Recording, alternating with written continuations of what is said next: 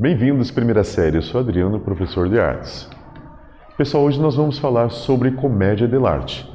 Veremos brevemente a história da comédia dell'arte e a sua estrutura interpretativa e visual. O que a gente vai conhecer? A gente vai conhecer uma forma de teatro que ela é baseada exatamente no improviso. Então ela vai dar essa cerne, esse começo. Tanto é que muito mais tarde, vamos falar já no início do século XX, nós vamos ter a figura de Viola Spolin, que ela vai dar exatamente o início dos jogos teatrais baseado nessa linguagem. Então a gente vai conhecer exatamente como começa essa questão do improviso dentro da Idade Moderna.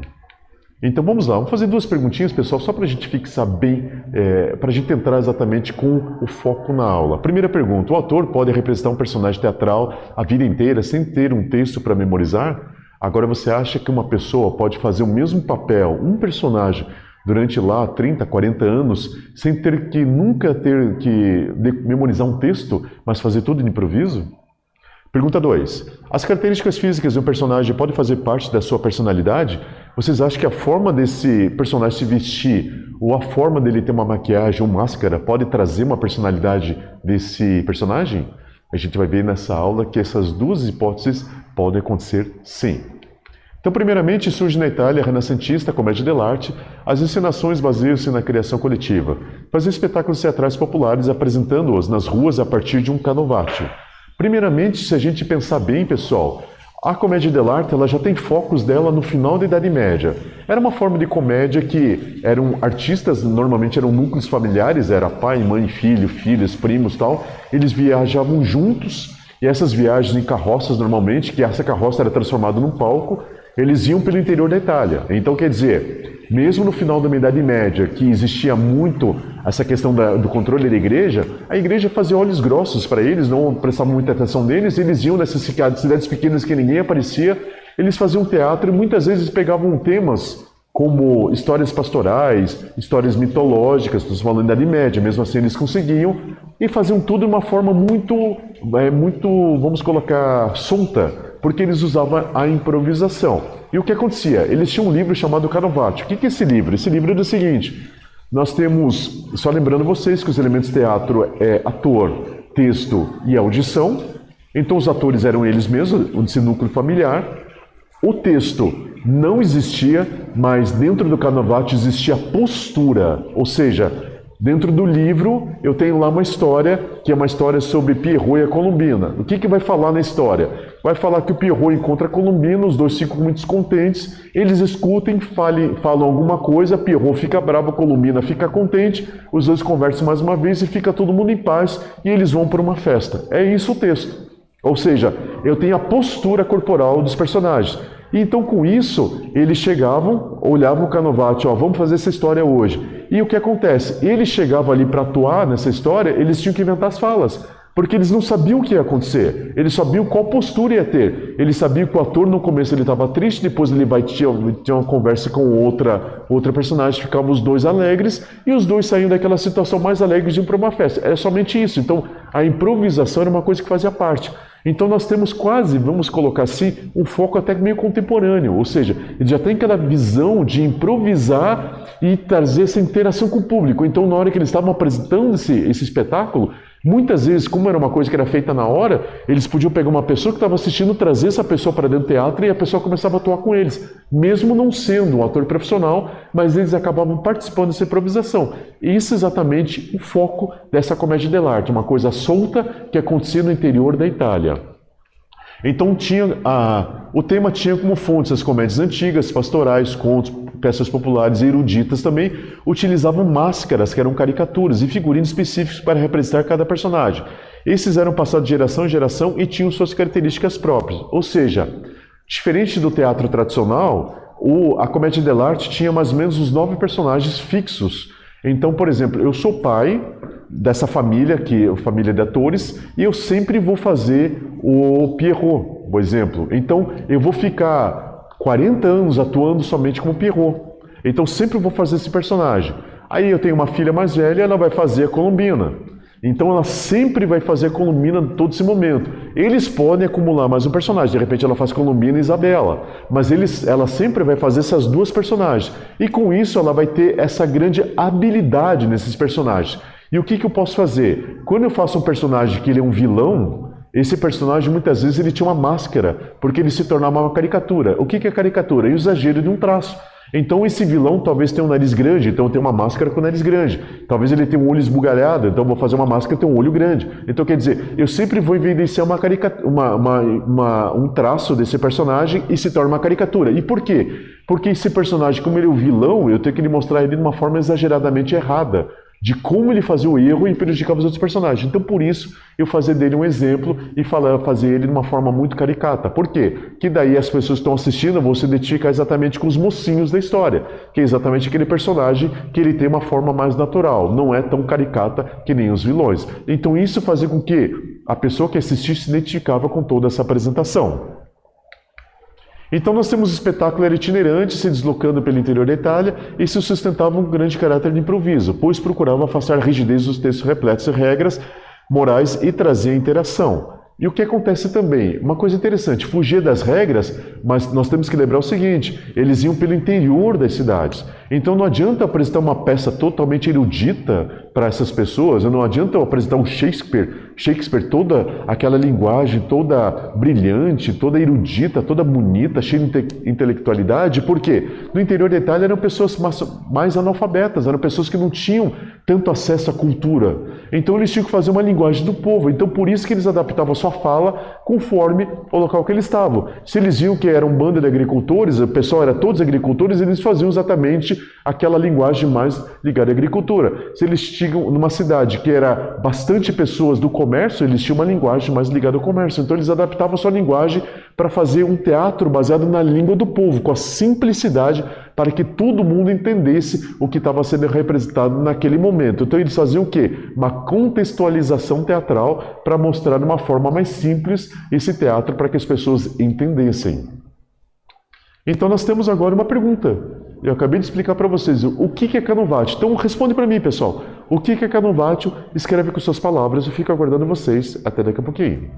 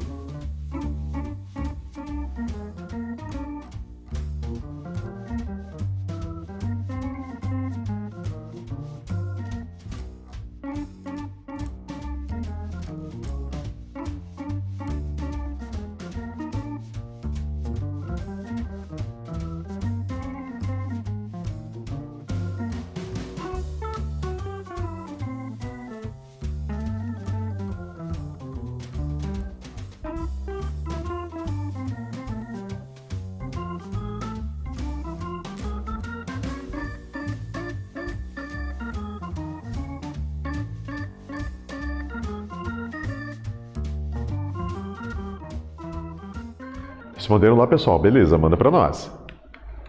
Então os atores e atrizes, ao assumirem o papel, ficavam com eles até o fim da vida, trupes familiares. Ou se porventura saísse da companhia teatral, cada ator desenvolvia sua forma de lidar com o personagem e fortalecia as características únicas do improviso espetáculo. Então, por exemplo, nós temos aqui um espetáculo antigo, Somovo Constantin, Pequena Língua. Então, quer dizer, isso daqui é uma representação do teatro, é uma pintura. Então, o que acontece? Dentro desse contexto, dessa representação, por exemplo, daquele personagem ali, aquele personagem que está aparecendo ali naquela tela, o ator que está fazendo aquele personagem, ele já faz esse personagem há muito, muito tempo. Então, como eram trupes familiares, eram núcleos familiares que viajavam. Então, eles ficavam atuando durante 50 anos, 60 anos. E, de repente, podia ter um ator de fora, uma pessoa que viesse fazer parte. Então, esse ator que viesse fazer parte, ele ia representar o personagem dele. Quando é que ele parava de representar esse personagem? No momento que ele se aposentasse ou falecesse ou saísse desse grupo. Então, quer dizer, eu como ator, eu faço o personagem, eu posso ficar fazendo esse personagem 50 anos, o mesmo personagem. Agora, imagina a experiência que a pessoa adquire fazer um personagem muito tempo. Então, quer dizer, o que vai acontecer? Ele vai abrilhantar esse personagem. Então, quanto mais tempo ele vai fazer esse personagem, mais ele vai entrar dentro da cabeça desse personagem e mais ele vai trazer de características que vão engrandecer esse personagem. Então, era uma construção gradual da sua atuação desse personagem através de muitos anos. Então, essa é uma característica da comédia dell'arte. O personagem é tão natural as suas características desse personagem, que se forma uma coisa como se fosse ele mesmo a pessoa, o personagem. Então ele vai deixar uma barreira bem fina entre a pessoa, ator, e o próprio personagem. Então ele começa a viver esse personagem quase que no seu dia a dia. Então nós temos uma atuação muito brilhante e muito natural. Essa vai ser a grande magia da comédia dell'arte. Uma coisa que as pessoas acabam vendo, se identificando, porque é uma coisa muito forte. Então isso é exatamente a característica principal. Então nós temos agora os personagens, eles são divididos em 3 categorias. Por que tem as categorias? As categorias existem exatamente para brilhantar exatamente o espetáculo, porque é uma forma de entretenimento, eu tenho que ter o mocinho, tem que ter o vilão, e tem que ter esse contrassenso, ou seja, a forma que eu vou expor. Então nós temos primeiramente os Anis. Anis são os personagens de classe social mais baixa, são servos. Lembrando que como a comédia dell'arte ela vai sair lá do final da Idade Média para o início do Renascimento, eles estão tirando sarro exatamente daquela época feudal. Qual que era a época feudal? A época feudal nós tínhamos uma pessoa que tinha muito dinheiro, que ele tinha aquele castelo, e em volta desse castelo acontecia que seus empregados faziam uma pequena vila. E esses empregados, eles viviam nessa vila que estava dentro desse pátio do castelo, então eles viviam lá com proteção desse nobre, e eles em troca dessa proteção, em troca de comida e moradia, eles trabalhavam para essa pessoa. Não existia salário da época, mas era casa e comida em troca disso. Então, esses anis são exatamente aqueles empregados que serviam aquele senhor feudal. Então, empregados que eles tinham o quê? Eles só tinham a comida e a casa. Então, se eles queriam alguma coisa a mais, eles tinham que ser malandros e conseguir. Então, esses anis eram exatamente esses empregados. Nós tínhamos os vec. Vec era a classe social mais abastada. Então, são os senhores, os patrões. Aquelas pessoas que eram normalmente pessoas de mais idade, que eram muito, vamos colocar assim, eram pessoas pão duro, vamos colocar. Então aquelas pessoas que amavam demais o dinheiro e faziam tudo por dinheiro, então só queriam lucro. Então isso era exatamente a cerne desses personagens. Então o Vec era exatamente aqueles patrões que tinham nesse contexto de patrões e empregados. E nós tínhamos os inamorati, como a própria palavra fala, inamorati são os enamorados. Tanto é que nós vamos ter, lá no início do Renascimento, aquela peça chamada Romeu e Julieta, que são duas famílias rivais, família Capuleto e a outra família que esqueci o nome agora. Essas duas famílias aqui, nós tínhamos Romeu e a Julieta, que eram um de cada família, que eram comerciantes, eles acabam se apaixonando. Então isso se torna um tema muito controverso na época. E a comédia dell'arte pega esse tema, de repente de pessoas rivais se tornam namorados. Então quer dizer, nós temos uma história que é baseado num patrão, baseado no empregado e baseado nos namorados. Então isso é exatamente a separação da comédia dell'arte. Lembrando que os diálogos são improvisados e esses personagens fixos faziam com que se tornassem especialistas em seus papéis. E mais os cenários eram muito simples, um telão pintado com a perspectiva de uma rua. Ou seja, aquela carroça que transportava essa trupe de atores, essa carroça parava no meio da cidade e eles colocavam um pano na frente dessa carroça e a carroça se tornava um palco. Então, quer dizer, era uma coisa muito improvisada. E esses personagens eram os personagens que iam exatamente a se apresentar nesse palco improvisado. E nós temos aqui uma combinação de personagens. Por exemplo, Arlequim. Arlequim é aquele servo malandro, muito esperto, sempre tirava uma vantagem. Nós temos a Colombina. O que é a Colombina? A Colombina é aquela serva muito inteligente, muito obediente, mas a cabeça dela era muito forte. Então ela era um tipo de uma administradora da casa. Nós temos o Pierrot. O Pierrot é aquele personagem muito caxias, sabe aquela coisa que o cara era muito certinho, e por ele ser muito certinho, o Arlequim às vezes passava ele para trás.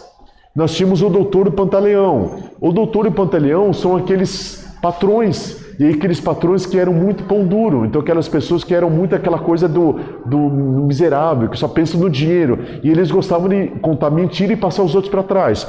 Tanto é que esses dois personagens estão com máscaras, estão vendo? Então a máscara é exatamente para dar esse tom irônico, esse tom de caricatura. O Pierrot aqui também está aparecendo também com máscara e o Arlequim com máscara, evidenciando exatamente as qualidades deles.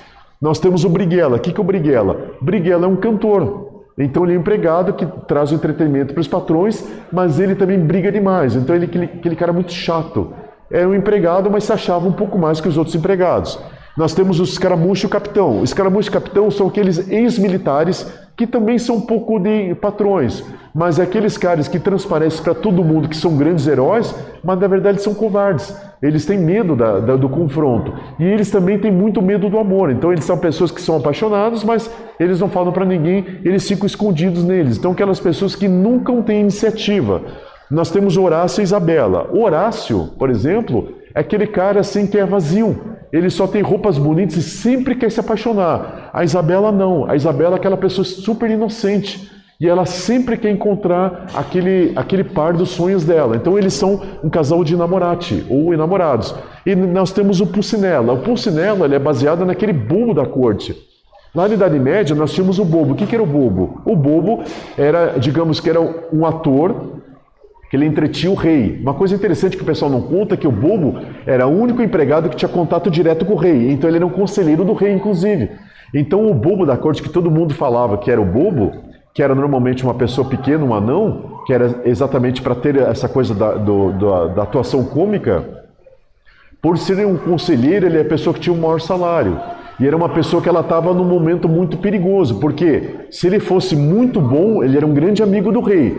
Mas se ele fosse um cara muito despreparado, era o primeiro que morria. Então o bobo era uma pessoa fundamental dentro dos reinos. E o Pulcinella, ele é baseado exatamente no bobo da corte. Só que o Pulcinella é um personagem muito diferente, porque ele pode ser um vilão, como ele pode ser um herói. Conforme a história acontecia, ele podia ter uma dessas facetas. Então ele é como se fosse vamos colocar o Coringa da história. Ele pode ter várias facetas dentro de uma história.